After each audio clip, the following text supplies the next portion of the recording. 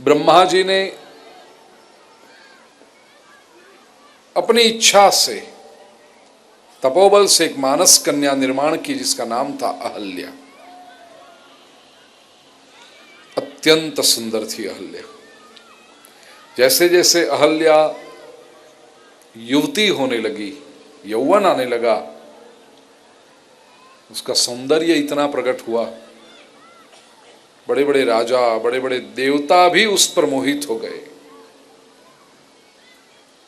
जो भी उसकी ओर देखे लगता था, आहा हा कितनी सुंदर है, आहा कितनी, अगर ये मेरी पत्नी बन जाए, अगर ये मेरी पत्नी बन जाए। गौतम ऋषि चाहते थे कि मैं किसी रूप के शिकारी को मेरी पुत्री देना नहीं चाहता, ऐसे व्यक्ति को देना चाहता हूं जो कामुक न हो।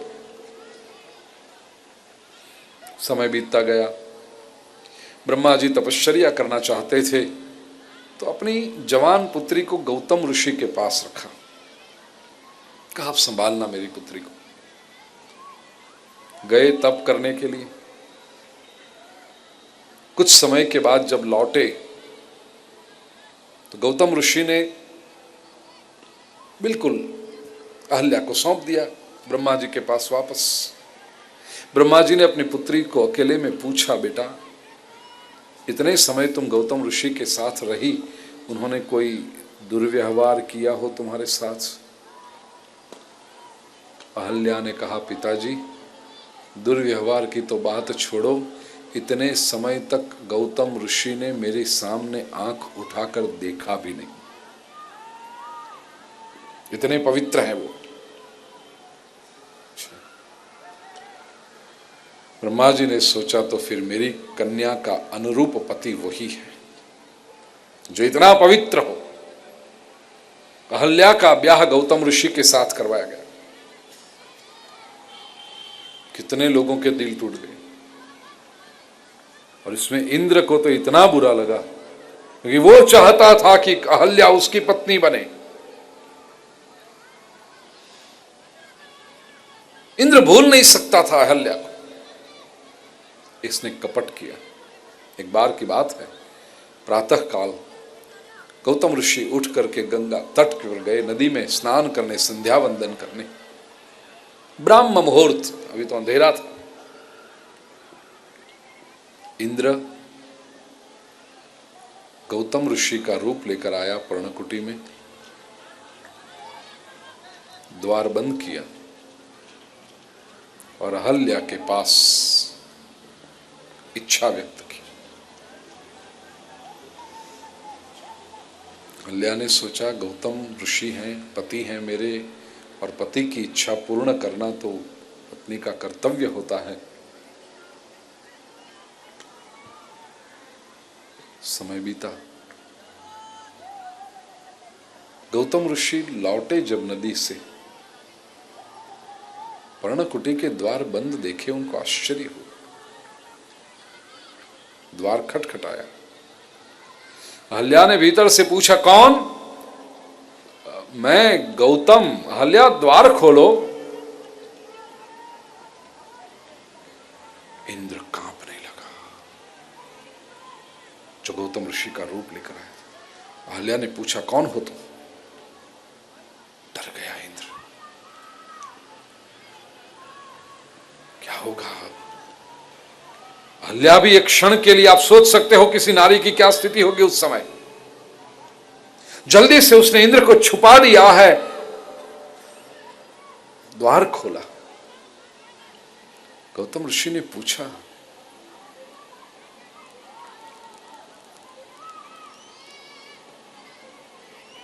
ब्राह्म मुहूर्त में ऋषि की पर्णकुटी के द्वार बंद क्यों हुए?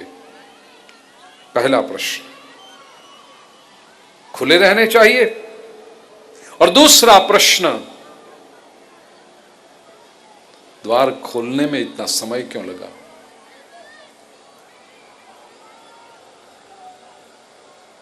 पूरी बात का जब पता चला, आक्रोश में आए गौतम ऋषि ने शाप दे दिया है, इंद्र तुम सहस्र भग हो जाओगे। सहस्र भग मतलब सहस्र हजार भग छिद्र, तुम्हारी देह में 1000 छिद्र हो जाएंगे।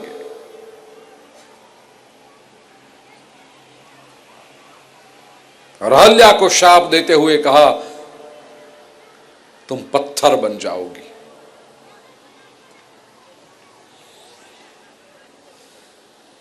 क्षमा मांगी, तब कहा कि प्रभु के चरण रज से तुम्हारा उद्धार होगा। विश्वामित्र जी ने यह पूरी कथा बताई और कहा प्रभु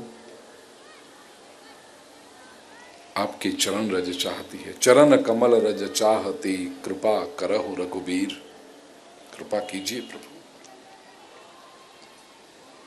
अब देखिए भगवान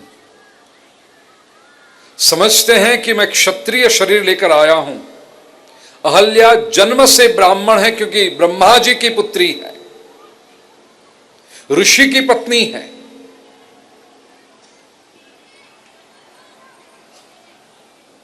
मैं मेरा चरण स्पर्श नहीं कर सकता उनको। जन्म से ब्राह्मण, महत्वपूर्ण बात है ये। चरण उठाया भगवान ने, हवा का एक झोंका आया, प्रभु की चरण रज अहल्या जी पर जाकर गिरी। शल्या अहल्या हो गई। अब हमने फिल्मों में प्रसंग देखा है, टीवी सीरियलों में देखा है, तो हमारा दिमाग भी ऐसा ही हो गया है कि चमत्कार चमत्कार बस। और बताते भी ऐसा है ये सीरियल वाले कि शल्या ऐसे पड़ी है पत्थर के समय, यूं करके कुछ।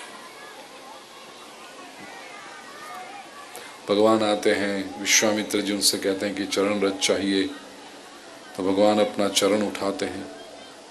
फिर हवा का झोंका,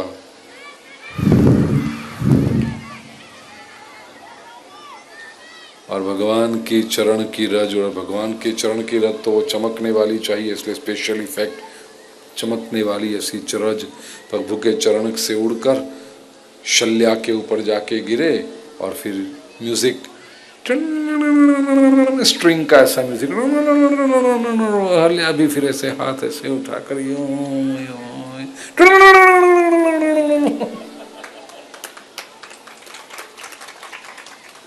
और प्रणाम करे रामचंद्र जी को, और सब कहे वाह, बोलिए श्री रामचंद्र भगवान की। है ना, देखिए चमत्कार हो गया। कभी सोचा ये क्या हुआ यहां पर? क्या जादूगिरी करने ही आए हैं भगवान?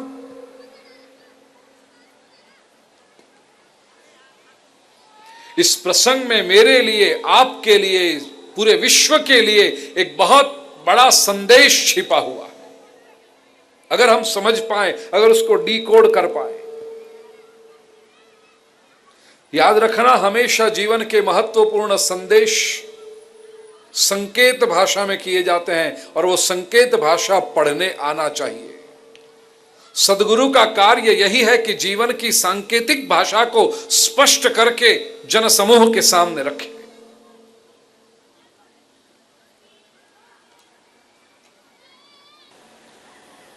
अहल्या सती है, और क्या घटना पूरी क्या हुई? ये पूरी मनोवैज्ञानिक घटना है। It's a case of pure psychology.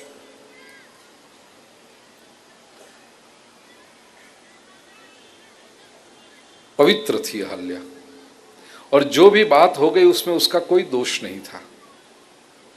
Indra अगर इंद्र बनकर आता तो अहल्या खड़ा भी नहीं रहने देती थी उसको, ये गारंटी है। इंद्र वेश बदल कर आया है, रूप बदल कर आया है, गौतम का रूप लेकर आया। तो फिर अहल्या की गलती कहां है? पति जब आकर इच्छा व्यक्त करे तो उसकी इच्छा पूर्ण करना ये पत्नी का कर्तव्य है। अहल्या की गलती हुई कहां? इसमें अहल्या का दोष? यूं देखो तो दोष नहीं है, लेकिन अहल्या ने सोचा कि ये मेरा दोष है। अहल्या अत्यंत संवेदनशील थी, शी वॉज वेरी सेंसिटिव। और आज भी समाज में हम देखते हैं कई लोग इतने सेंसिटिव होते, इतने संवेदनशील होते हैं कि कहीं पर भी कुछ गलत हो जाए तो पूरा अपने पर ओढ़ लेते हैं। मनोविज्ञान से देखोगे तो आपको दो तरह के लोग मिलेंगे। कुछ लोग ऐसे होते हैं जिसको स्किज़ोफ्रेनिक कहते हैं, ये बहुत बड़ी समस्या है। स्किज़ोफ्रेनिक लोग ये हैं कि कुछ भी हो जाए उसमें अपना दोष देखेंगे ही नहीं। पूरी दुनिया को दिखाई पड़े कि ये तुम्हारा स्वभाव बुरा है, तुम गलत हो, ये नहीं हो सकता, लेकिन उसे अपना दोष नहीं दिखेगा। वो कहेगी नहीं नहीं मैं तो गलत हुई नहीं, ये सब उनका ही, दूसरे का ही दोष। सामान्य व्यक्ति जो है सोच के कहेगा कि भाई इनका इतना प्रॉब्लम है लेकिन अपना भी थोड़ा है इसमें। 70% उनकी गलती होगी तो 30% हमने भी तो गलत किया है, कुछ गलती हमारी भी है उसमें। हम भी सुधर जाएं, वो भी सुधर जाएं तो समस्या पूरी हल हो सकती है। सामान्य व्यक्ति।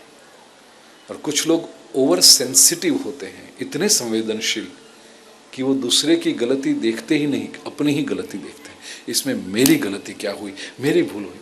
अहल्या ने पूरी घटना अपने सर पर उठा ली। इंद्र तो था बुरा आदमी, वो तो कुछ भी करके, मैं क्यों पहचान नहीं पाई कि ये मेरा पति नहीं है, ये पराया पुरुष है, मुझसे ये गलती क्यों हो गई। अहल्या को इतना मन में ये आ गया। देखिए ऐसी भी महिलाएं, ऐसे भी लोग समाज में होते हैं। आज ही सुबह मेरे पास में एक आई थी बहना,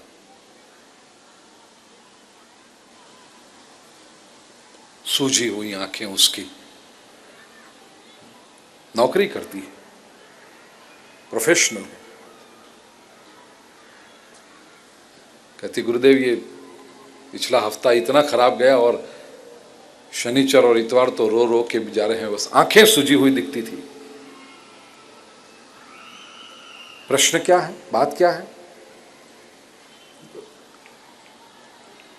पति पत्नी, छोटा सा बालक, सास ससुर और ननंद, इतने लोग घर में हैं। और कहा फैमिली प्रॉब्लम। मैंने कहा बहना एक बात बता दो, फैमिली प्रॉब्लम है, तुम पति पत्नी में, कहते हैं कोई प्रश्न ही नहीं, हम इतने एक दूसरे को समझते हैं, हम दोनों के बीच में कोई समस्या है ही नहीं। मैंने कहा जलसा करना, फिर अगर तुम दोनों में कोई समस्या नहीं तो बाकी की सारी समस्या हल हो सकती। कहते मेरे पतिदेव मुझे बड़ी अच्छी तरह से समझते हैं, मैं उनको समझती हूं, हम दोनों में बड़ा प्रेम है, तो हम दोनों में तो कोई मिसअंडरस्टैंडिंग का कोई सवाल आता ही नहीं। समस्या ननंद की वजह से। और कहती वो भी बेचारी बस 24 साल की उम्र हुई है ननंद की, अब देख रहे हैं उसके लिए 6 महीने साल भर में उसका ब्याह हो जाएगा तो मेरे प्रॉब्लम बहुत सॉल्व हो जाएंगे गुरुजी, लेकिन तब तक मुझे आप शक्ति दीजिए कि मैं इसको संभाल पाऊं। और समस्या इससे शुरू हुई, सुबह जल्दी उठेगा कौन? पानी की कुछ अभी समस्या चल रही है ना, कि पानी कम समय के लिए आता है, तो ये बेचारी पूरे दिन भर काम करती है, ऑफिस में जॉब करती है, बालक को संभालती है, रात को देर हो जाती है उसको सोने में, सुबह उठ नहीं सकती रोज। परिवार में साथ में बैठे होंगे और काम का बंटवारा हो रहा था, तो कहा गया कि भाई ननंद ऐसे भी तुम रात को देर तक टीवी देखती हो तो टीवी बंद करो, सुबह ज़्यादा जल्दी उठकर पानी भरने की जिम्मेदारी आप ले लो, बाकी सब उसी पर से। और इतना बड़ा बात का बटंगड़ बन गया। मैंने उसे समझाया, यही स्वभाव उसका, मेरी गलती हुई, मेरी गलती, मुझे नहीं कहना चाहिए ना ननंद को कि ऐसा सुबह जल्दी उठो। मैंने कहा बहना क्या तूने गलती क्या की उसमें? परिवार में है, साथ में रहते हैं तो सभी का करते हैं, लेकिन कुछ, मेरे कहने का आशय मेरे प्यारे भाई और बहनों, कुछ व्यक्तियों का स्वभाव ऐसा होता है, इतने संवेदनशील कि सारा दोष अपने मन पर। अहल्या इस स्वभाव की थी, वही सोचने लगी मुझसे ये क्यों हुआ, मैं क्यों ना पहचान पाई इंद्र को।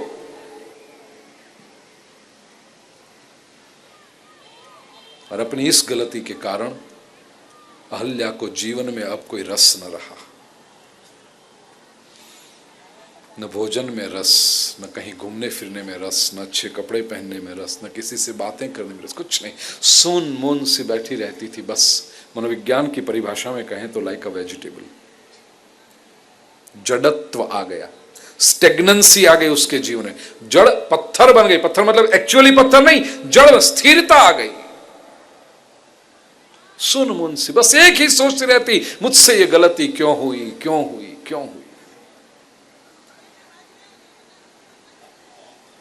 अहल्या की वेदना को अगर समझना होगा तो एक सांसारिक दृष्टांत आपको दे रहा हूं। एक बिल्डिंग में दो बच्चे 8वीं कक्षा में पढ़ते थे, एक ही क्लास में, एक ही स्कूल में, साथ में। एक एकदम होशियार, चालाक, पढ़ने में क्लेवर, और दूसरे जैसा।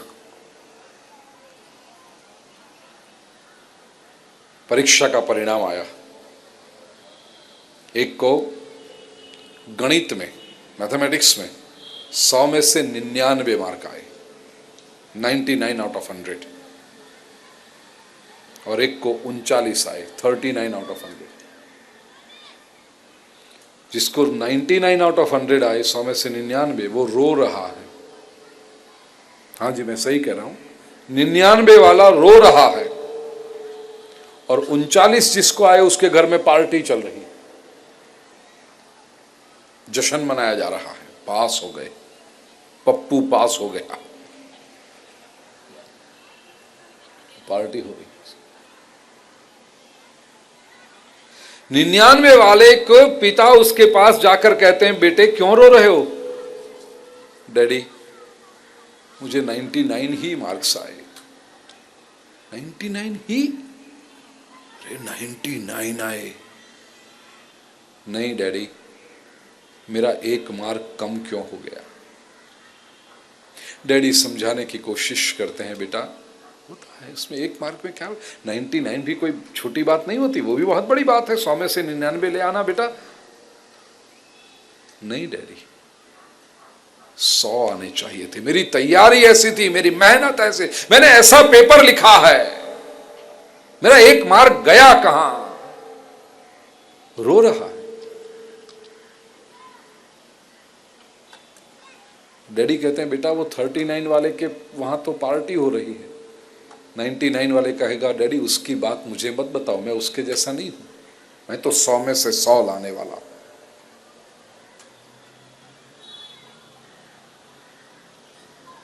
और वो 39 वाले को जाकर कहा गया कि वो 99 वाला रो रहा है।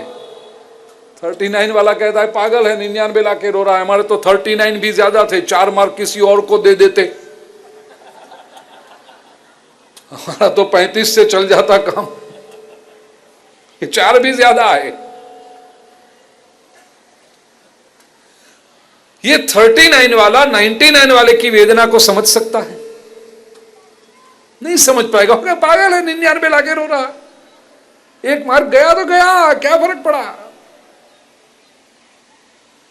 बस अहल्या ये 99 वाली है, 100 में से 100 होने चाहिए थे, 1 गलती भी क्यों?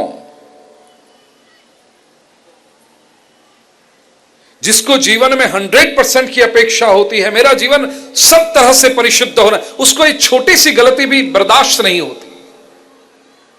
जानते हुए हुई, अनजाने में हुई, जो भी संजोग ऐसे निर्माण हो गए कि हुई, लेकिन गलती हुई क्यों मुझसे?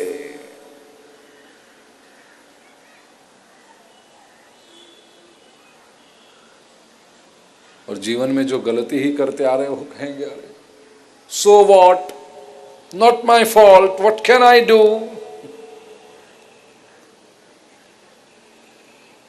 It's life, it has to go on, come on. ये लोग तो यही बात करेंगे ना।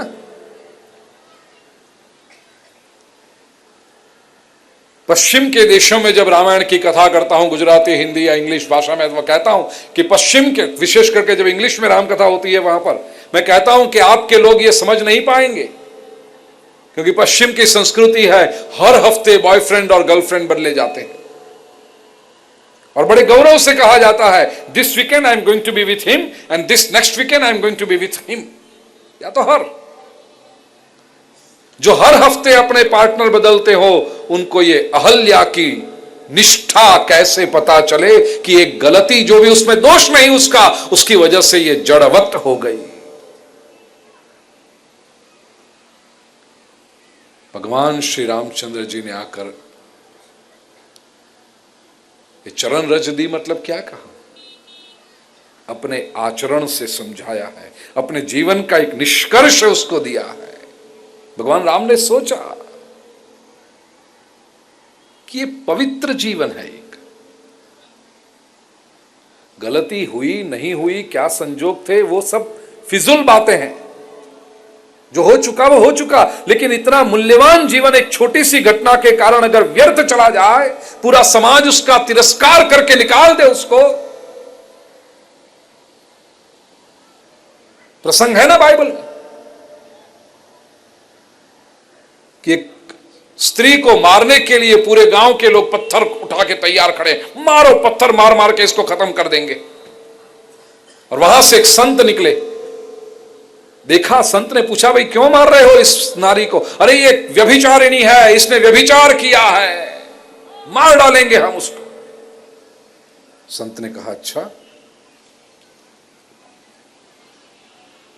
अवश्य अगर इसने व्यभिचार किया है तो उसको सजा मिलनी चाहिए, लेकिन आप में से जिस व्यक्ति ने जीवन में कभी कोई गलती न की हो, वो पहला पत्थर मारे इसको। सभी के हाथों से पत्थर छूटने लगे नीचे। है अधिकार हमें, सबने किसी न किसी तरह कहीं ना कहीं कोई ना कोई गलती की है, तो क्या अधिकार है मुझे और आपको किसी के जीवन की जजमेंट देने का? क्या अधिकार है? ये व्यर्थ अहंकार को छोड़ देना मेरे प्यारे भाई और बहनों, अगर जीवन में सुखी होना चाहते हो, वरना परिणाम भुगतने पड़ेंगे इसके।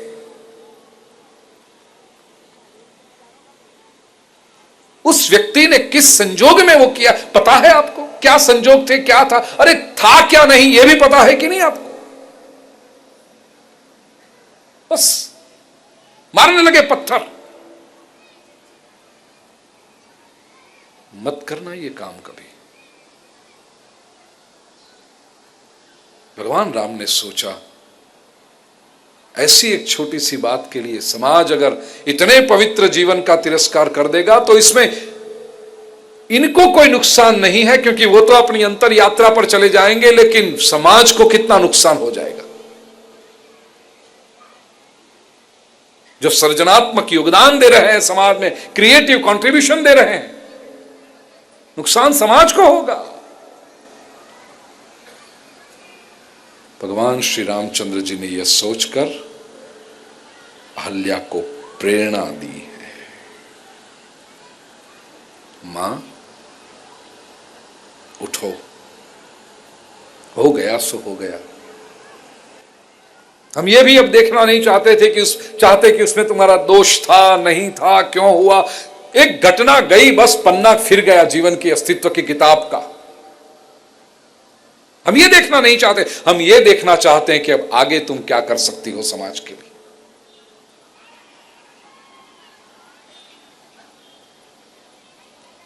और भगवान राम ने कहा है कि और कोई तुम्हारे साथ हो न हो, मैं तुम्हारे साथ खड़ा हूं। विश्वास दिया है। यह प्रसंग है अहल्या का उद्धार। चैतन्यवान हुई अहल्या कि मेरे जीवन में कोई घटना हो जाए तो उससे पूरे समाज को नुकसान नहीं होना चाहिए। उससे मैं समाज के लिए तो बहुत कुछ कर सकती हूं अब भी। और अहल्या ये नारी ही हो आवश्यक नहीं, अहल्या पुरुष भी हो सकता है।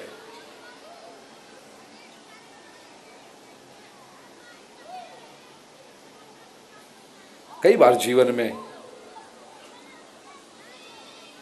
डिप्रेशन आ जाता है, अरे आई एम नो गुड, मैं इतना बुरा, कैसा कैसे कैसे मैंने काम किए, मुझे भगवान कैसे स्वीकारेंगे, अरे मैं तो बहुत ये हूं, पापो हम पाप कर्मा हम पापात्मा पाप संभवा। नहीं, भगवान कहते हैं तुम पापात्मा नहीं हो, तुम पुण्यात्मा हो। पुण्यो हम पुण्य कर्मा हम पुण्यात्मा पुण्य संभव। पाप करने के लिए मैं इस पृथ्वी पर नहीं आया, मैं पुण्य करने के लिए आया हूं, मैं पुण्य में से उत्पन्न हुआ हूं, मैं पुण्य रूप हूं। ये पॉजिटिविटी लाइफ में देते हैं, अवतार इसे कहें। जो कुचल न डाले किसी को, खड़ा करे, नवपल्लवित करें, उसे अवतार कहते हैं। पॉजिटिव एटीट्यूड जीवन में होना चाहिए प्यारे भाई और बहनों। अहल्या का प्रसंग मुझे और आपको ये सिखाता है।